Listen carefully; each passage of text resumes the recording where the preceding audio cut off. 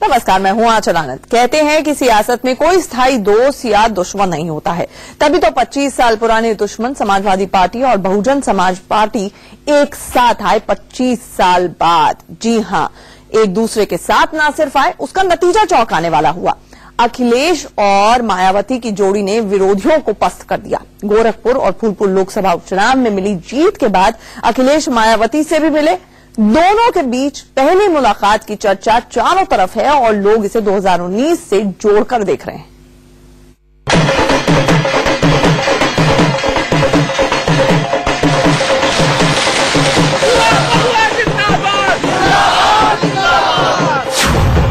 फूलपुर की जीत पर फूले नहीं समाये बबुआ का दिन है।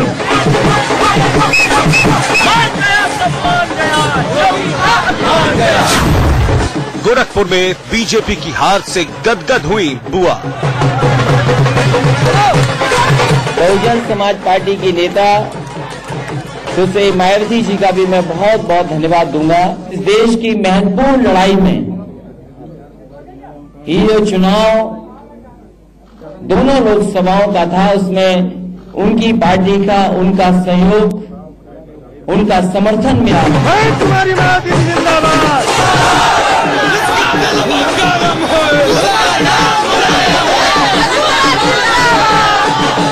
चुनाव के बीच में सपा बसपा का राज्यसभा चुनाव की दृष्टि से एक प्रकार का आपसी सौदेबाजी होना और जो एक बेमेल गठबंधन इन लोगों के द्वारा किया गया, उसको समझने में कहीं न कहीं कमी रही और वह अति आत्मविश्वास उसका एक कारण है।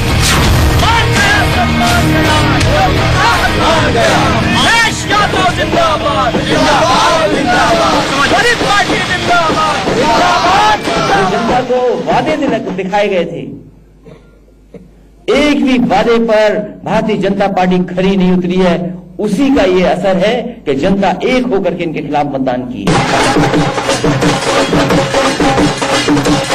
सपा बसपा का एक होना हमारे मतदाताओं का उतनी संख्या में घरों से वोट डालने के लिए नहीं निकलना, और यह विश्वास की नहीं, भाजपा तो जीत ही रही है। इस विश्वास से भरे होने के कारण जहां 50% वोट पड़ना चाहिए वहां 22% पड़ा। 18 साल के राजनीतिक करियर में समाजवादी पार्टी के मुखिया अखिलेश यादव पहली बार बीएसपी सुप्रीमो मायावती से मिलने पहुंचे तो सियासी गलियारों में कई सवाल खड़े हो गए। 65 मिनट की मुलाकात में अखिलेश और मायावती ने बहुत खुलकर बातचीत करी। दोनों ने अपने साथियों और साथ के बारे में ही बताया। अखिलेश ने शुक्रिया अदा कहा और कहा कि आगे भी अगर आपका साथ मिलेगा तो बीजेपी को रोका जा सकता है। मायावती ने कहा कि हां, रोकने के लिए साथ जरूरी है। अखिलेश और मायावती मुलाकात के साथ अब एक नई चर्चा शुरू हो गई है कि क्या ये नए सियासी समीकरण की नई तस्वीर है। मायावती और अखिलेश के बीच में जो मुलाकात हुई उसमें इस पर चर्चा हुई कि इस हिट जोड़ी को आगे 2019 तक कैसे लेके जाना है, क्या रणनीति होगी 2019 के चुनाव के लिए, किन किन सीटों पर कहां कहां सहमति बनेगी, इस सब पर बातचीत हुई। लेकिन बाहर आकर किसी ने भी अपने पत्ते नहीं खोले। लेकिन राजनीति के लोग जानते हैं कि हां, ये सब बात हुई है और समय आने पर बुआ और बबुआ दोनों अपने अपने पत्ते खोल कर रखे।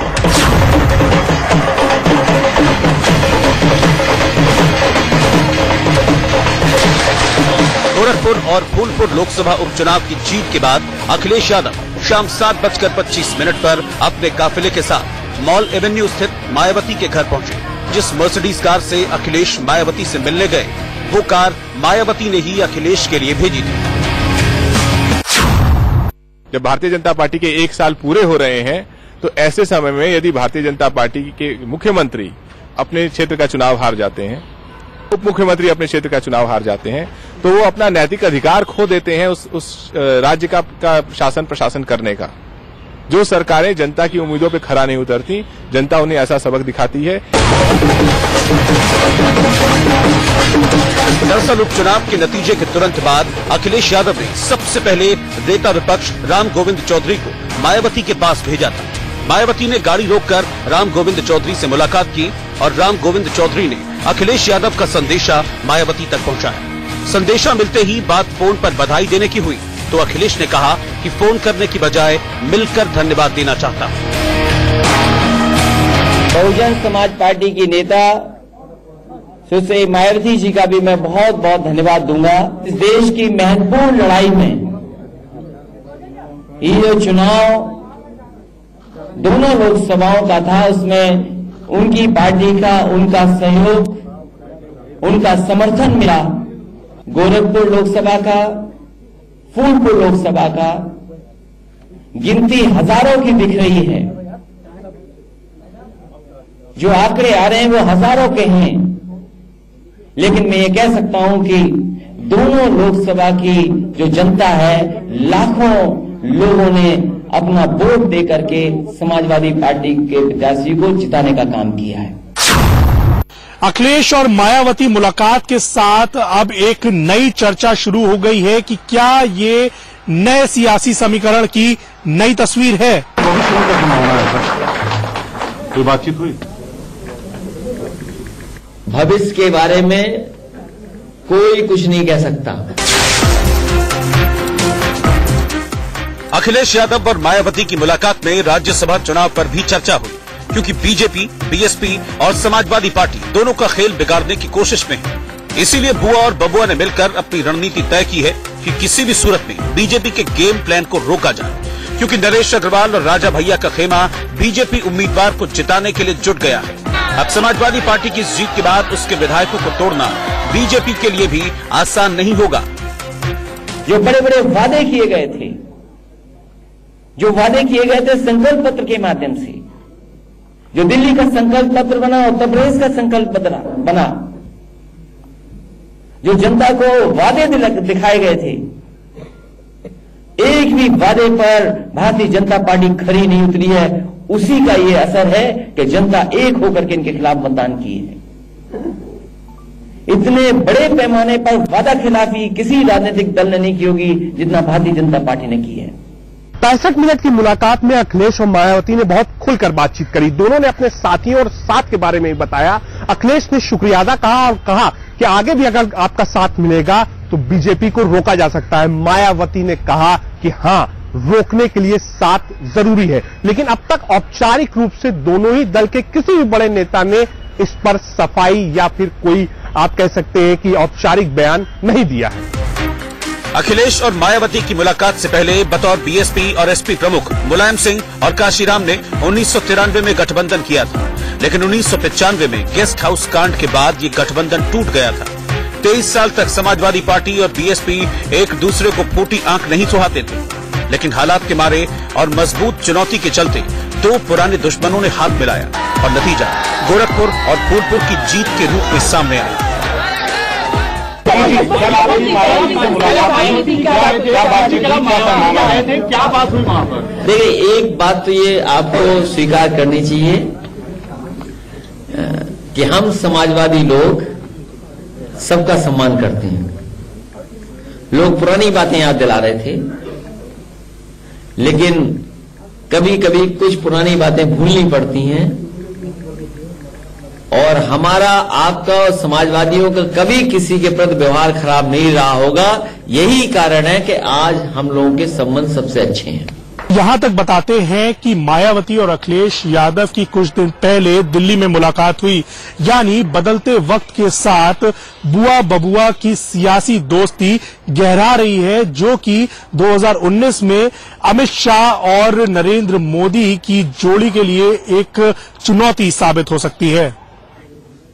तो एक मुख्यमंत्री की पूर्व सीट तो दूसरी डिप्टी सीएम की पूर्व सीट, दोनों ही सीटों पर मिली हार के बाद बीजेपी के सामने मंथन की घड़ी है।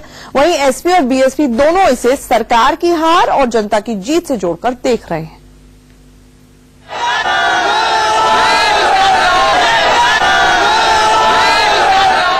क्या योगी के काम पर भारी पड़ी अखिलेश की माया? सीएम और डिप्टी सीएम की सीट कैसे हारी बीजेपी? कल तक यूपी में मायावती और अखिलेश के सामने साख बचाने की चुनौती रही। दरअसल लोकसभा में मायावती की पार्टी के एक भी सांसद नहीं है, अखिलेश की पार्टी के भी महज 5 सांसद हैं। ऊपर से विधानसभा चुनाव में करारी था, लेकिन एक ही साल में उपचुनाव का नतीजा आया और बुआ बबुआ ने किया पलटवार। किसान को कर्ज माफी की बात की गई थी। कर्ज माफी होगी, सभी किसानों की कर्ज माफी नहीं हुई। नौजवानों को रोजगार मिलेगा, बड़े पैमाने पे बेरोजगारी बढ़ गई। जीएसटी और नोटबंदी ने कारोबार और रोजगार छीन लिए और जो भय का जो वातावरण पैदा किया, जो संविधान की धज्जियां उड़ाई, कानून की धज्जियां उड़ाई, उसी का जवाब जनता ने मिलकर के दिया है। इधर बीजेपी कहती है कि बुआ और बबुआ के बेमेल गठबंधन को समझने में भूल हो गई, ऊपर से आत्मविश्वास ने औंधे मुंह गिरा दिया।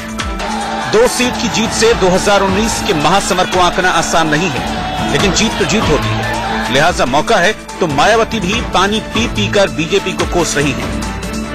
सपा अलग थी, बसपा अलग थी, कांग्रेस अलग थी, सभी लोग अलग अलग थे, लेकिन चुनाव के बीच में सपा बसपा का राज्यसभा चुनाव की दृष्टि से एक प्रकार का आपसी सौदेबाजी होना और जो एक बेमेल गठबंधन इन लोगों के द्वारा किया गया,